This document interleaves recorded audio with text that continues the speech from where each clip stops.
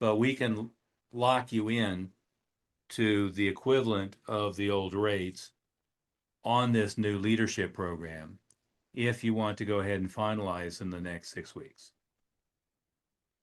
And so what you do is you do a renewal blitz with all of those people and you give them the super discounted rates, right?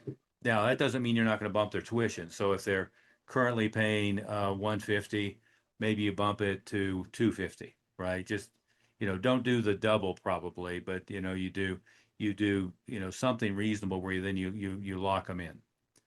And so, and you can have the conversation with, our leadership program for everybody else is going to be, 797 a month.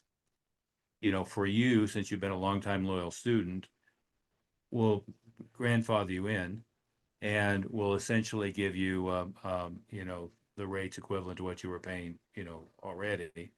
And then, we come up with, a happy medium, right? So they're paying 150, go to 250 or 297, something that's not going to shock them too much.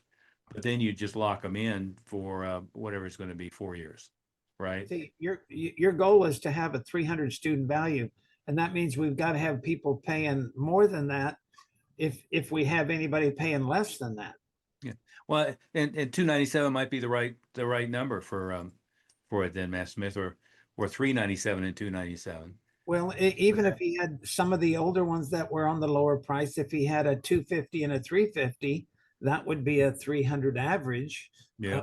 If they renewed. So, don't overprice them out the door. Try to make it, because you do want a grandfather. You want to give them a little extra because they had been with you in what I would call your developmental years, right? And then once you get your system up to full speed, and you've got it rolling, now you're comfortable with everybody getting the bigger prices. Yeah. Yeah.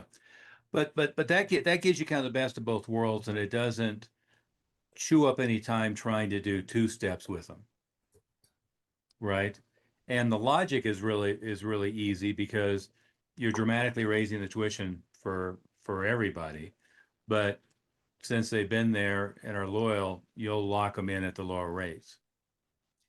And And if they don't do the black belt, then you put them on the year and then you try to get them motivated enough to renew in a few months.